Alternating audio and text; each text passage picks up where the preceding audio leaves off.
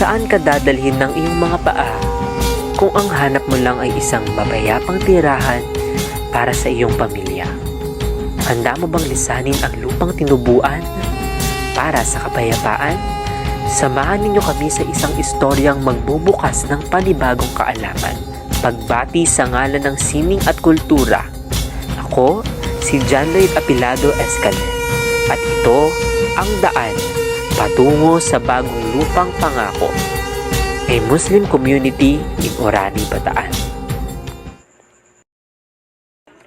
Sa aming paglalakbay ay napadpad kami sa Barangay Tugatog, Orani, Bataan, kung saan dito matatagpuan ang komunidad ng mga kapatid nating Muslim.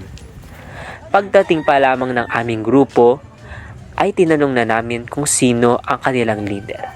At dito namin nakilala si Jomar Ligpin, isang Mindalano.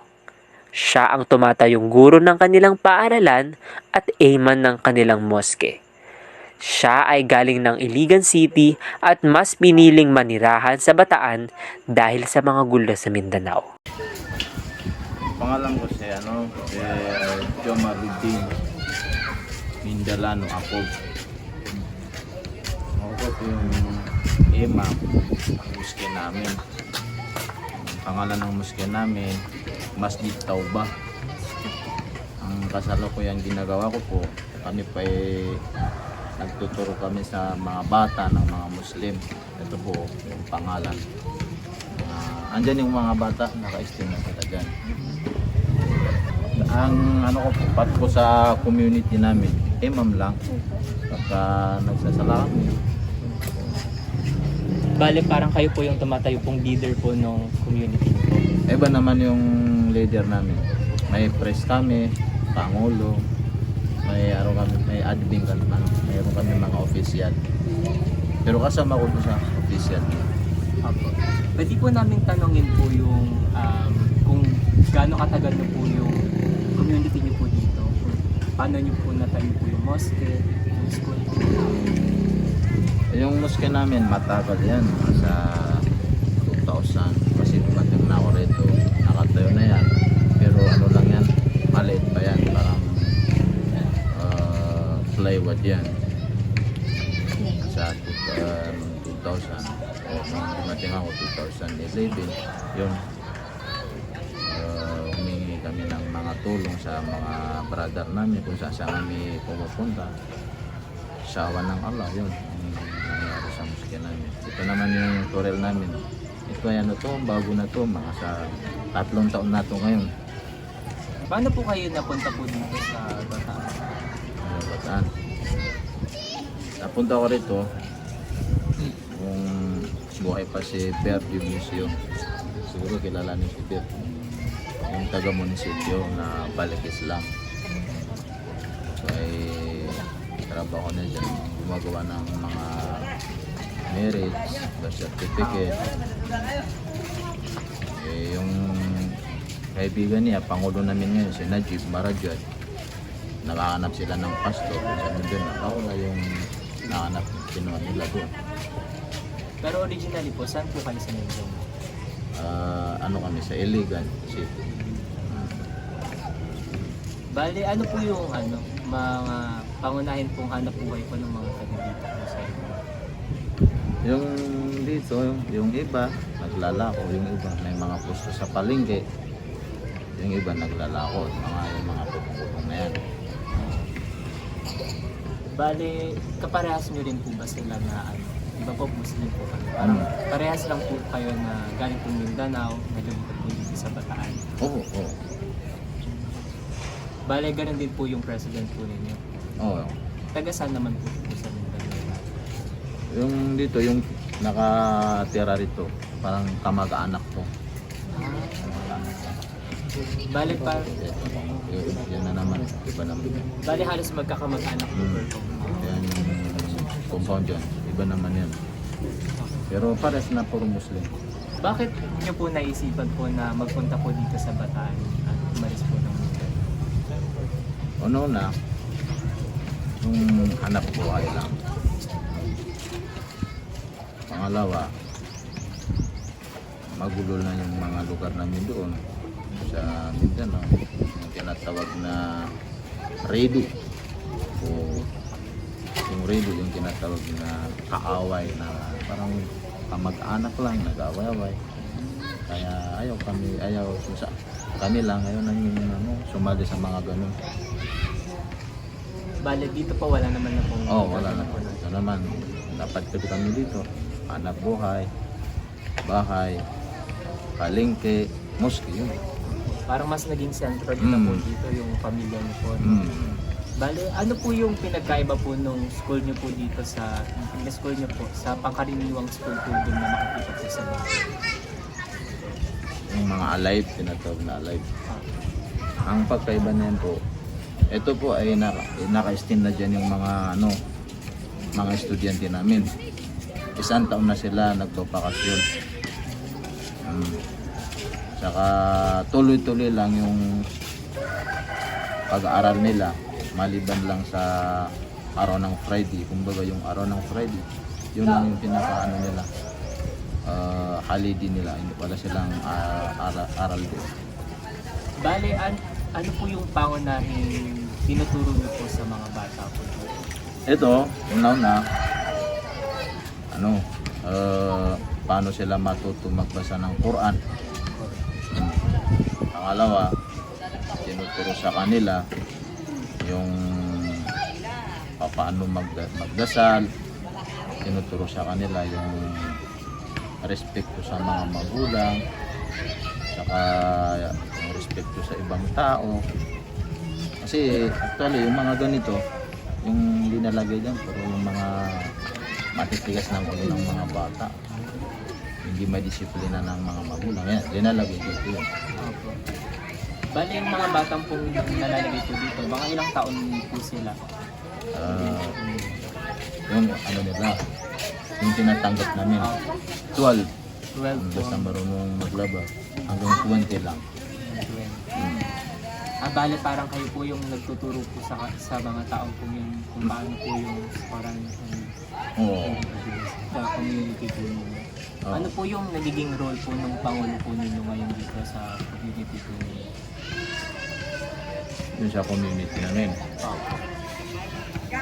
Nasa role nila, pagka may nag-aaway-away sa amin, dapat maayos na yun. No. Pangalawa,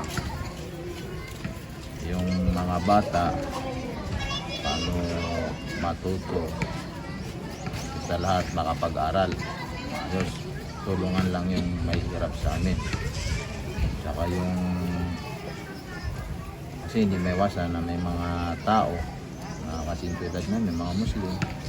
Mayroon din mga Muslim minsan gumagawa ng mga kalokohan, diba? So, ang ginagawa namin doon, pagka meron kami malaman na gumagawa siya ng kalokohan dito sa community namin, pinapaalis namin. Sinasabi, bunga lang tumira sa labas para hindi kami may salit. Kung kaya namin pauwiin sa Mindanao, nag-ambag-ambag kami ng pangbili ng ticket para makabisig sa Mindanao. Para hindi masira yung namin, unity namin. Kumbaga pwede nyo pong masabi po sa amin kung paano naman po yung nagiging role po ng leader po ninyo sa religion nyo sa pagiging Muslim. Yung religion po. Wala dun yung Pangulo namin. But yung tungkol naman sa religion namin, yung mga may alam, yung tinatawag na mga ustad sa amin, sila po ang umano doon, bahala doon. Kumbaga, si president po ng community, parang siya po yung nagiging barangay captain po doon sa labasan na nag-aayos po ng mga away. Mga away po. Bali, paano po yun? Tumatanggap pa rin po kayo or nagpupop pa rin po kayo ng mga Muslim po na gusto pong magstay po dito sa community po dito? Pagkaalam namin na okay na siya, Tinatanggap. Naman po nung sa pagiging Muslim, paano po yung nagiging po yung pagsamba po dito sa mosque? Tungkol naman sa pagsasamba. Kami po ay nagsasamba kami sa 5 bisis sa isang araw.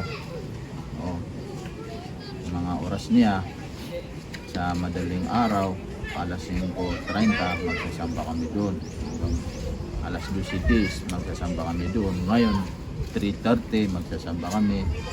6 sa alas 6, mga alas 6 magsasamba kami. Alas 7 magsasamba kami. Bale, paano po yung nagiging ano po ninyo? Parang, kasi di ba po parang naging komunidad na po kayo dito, may sarili na po kayong paaralan, may sarili na po kayong mosque. Paano na po yung nagiging way po ng communication niyo po doon sa mga tagalabas? Ganun pa rin po. No, ganun. Meron po bang ano? Meron pong pinagkaiba po sa dati yung buhay yung sa mula sa po sa Mindanao, yung buhay niyo po dito sa Bataan. Kumbaga, doon po kasi di ba parang build na po yung mga community niyo na mostly po na nasa Mindanao, Muslim po. Sana po yung pinagkaiba po nung buhay niyo po ngayon dito po sa Bataan? Na nag-build po kayo ng sarili niyo pong community as a Muslim. Ang pagkaiba niya po, yung community namin dito, yung ano namin dito, parang nakaisa kami at saka yung nagtulong-tulungan na po kami. Nagtutulungan po kami. Parang ganun lang. Ngayon po, gaano niyo po tinitignan halaga po yung education po, yung halagaan po ng edukasyon po sa mga bata? Yung mga bata naman, yung mga, kasi hindi lahat naman may kaya sa buhay. Yung walang kaya sa buhay, mahirap sa amin. Nahihirapan, walang may bigay ng pamasahe sa kanyang anak. Ang ginagawa namin po, yung may mga motor, mga tricycle, sila po ay nagbo-volunteer para may hatid sila sa school natin. So mostly po ng mga bata po dito nakakapag-aral naman po ng high school, college, Oo. ayun. So meron na rin po mga nakapagtapos po ng kolehiyo. O mayroon, Nag-graduate po ng college, di po sabi niyo po may mga nag-graduate na. Since napansin ko po sa mga answers niyo, volunteerism din po yung parang main part niyo po para magtulong ng kayo. May mga parang matulong na po ba yung parang ano pong napabalik po nila sa part ng profession nila ngayong graduate na po sila ng college. Or may parang kunwari po kung may nag-graduate po ng doctor or nurse, may medical help po bang pinoprovide sila from time to time na volunteer or may iba pa pong topic yun? wala po. Wala pa. Since bago pa lang po yung Wala po. community. Pero po yung community nyo pong surrounding yung mosque, medyo bago pa lang po ba? Na-estimate po ilang years po. Alin yung, Itong community po. Yung community pong kasi po sa amin sa mga Muslim, kahit 3 lang, kailangan namin yung community, kahit 3 pamilya lang po. continuous pa rin po yun. Continue. Nag-a-add lang po. Oo. Wala din, nagtimula kami dito, 5 pamilya kami rito. Hanggang ngayon ay dumami na, umabot ng 99 family. Pero sa ngayon po, ilang pamilya po yung 99 po? Napansin ko din po sa community. And naghahanap din po ako ng meron po ba kayo na parang center po doon sa community? About health po. Wala ko. Bali pag meron pong May sakit. may sakit po. Bali sa labas po. Sa labas siya. po. Pero may plano po kayong kung kakayanin ng pera or ng manpower, may plano po kayong magtayo ng health center dito. Hindi, wala po kami plano na gano'n.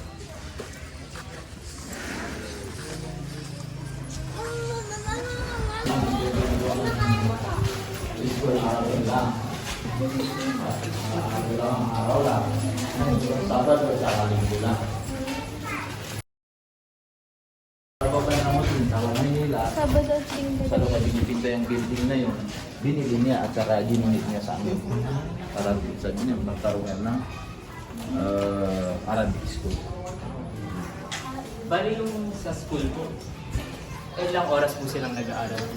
Yung sa school naman ko, ang mag-aaral ka na sila, gigising sila, magsimula daw sa umaga. Sa madaling araw, gigising sila sa 3:30 hanggang alas 7 lang. Pag alas 7, kakain na sila, matutulog na sila, alas 9 na naman, gigisingin sila, mag-aaral sila hanggang alas 10 sila. Pagka-alaw na, matutulog na sila, tulad nyo, tulog na sila. Mamaya, magising na sila, mag-unisal na sila, mag-aaral na sila. Ay, tuloy-tuloy lang yung pag-aaral nila. Ano, titingnan niyo pa yung taas? Ito po ay, alam na to, pang babae lang po, ginawa yung pang babae. Kasi pinipinturan namin, malapit na yung Ramadan namin. Sa map,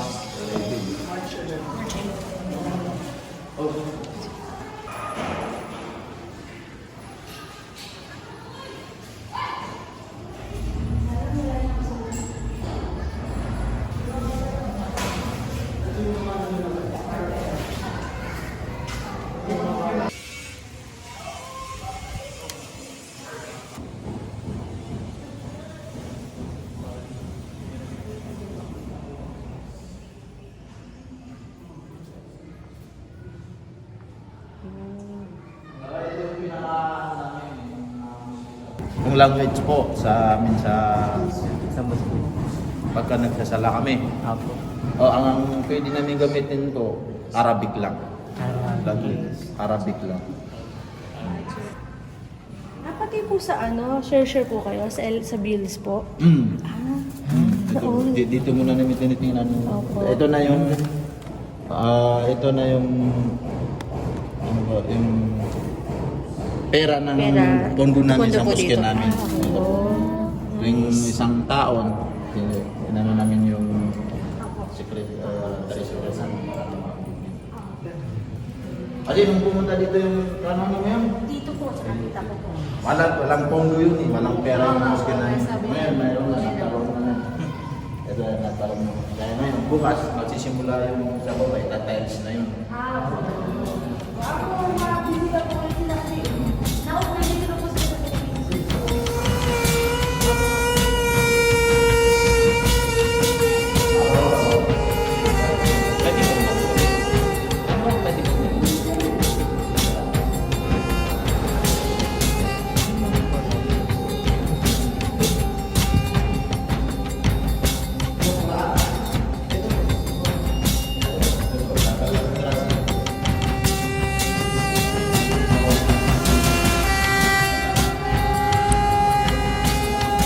Sa pagpapatuloy ay napadpad kami sa isang paaralang Islam kung saan dito ay tinuturuan ang mga batang magbasa at magkabisado ng Quran.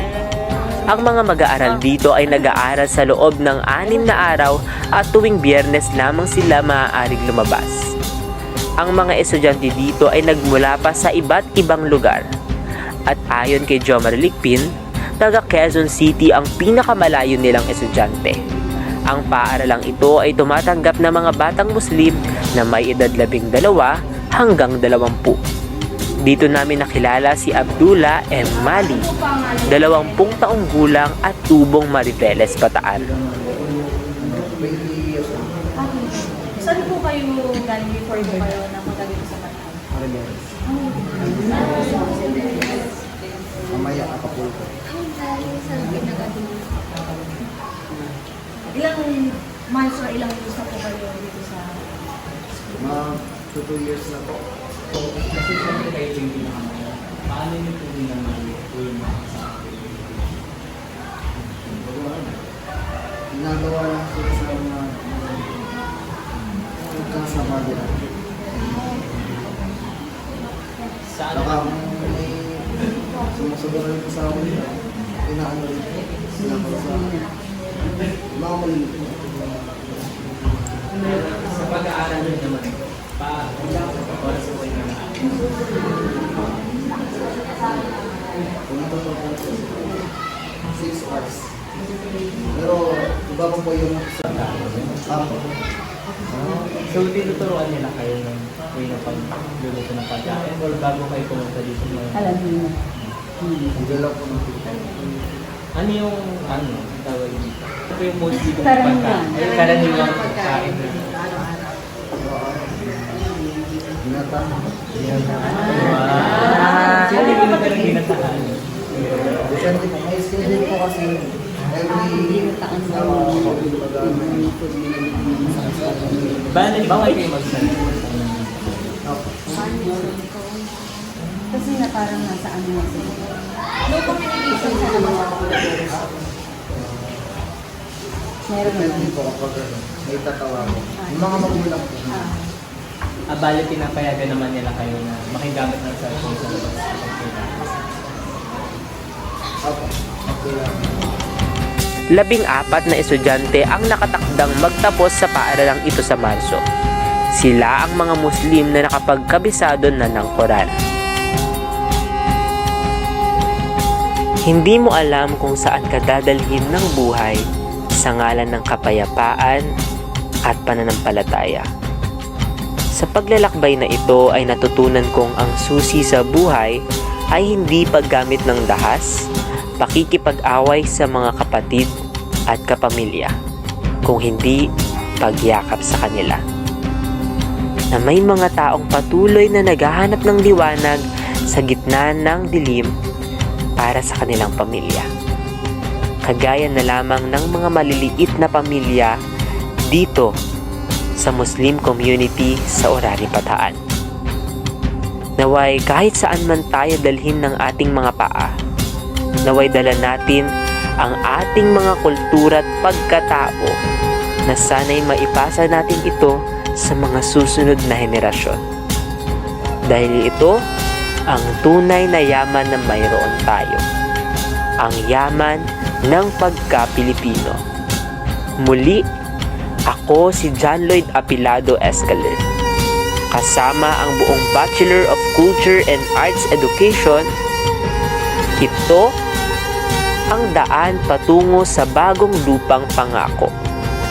A Muslim community in Orani, Bataan.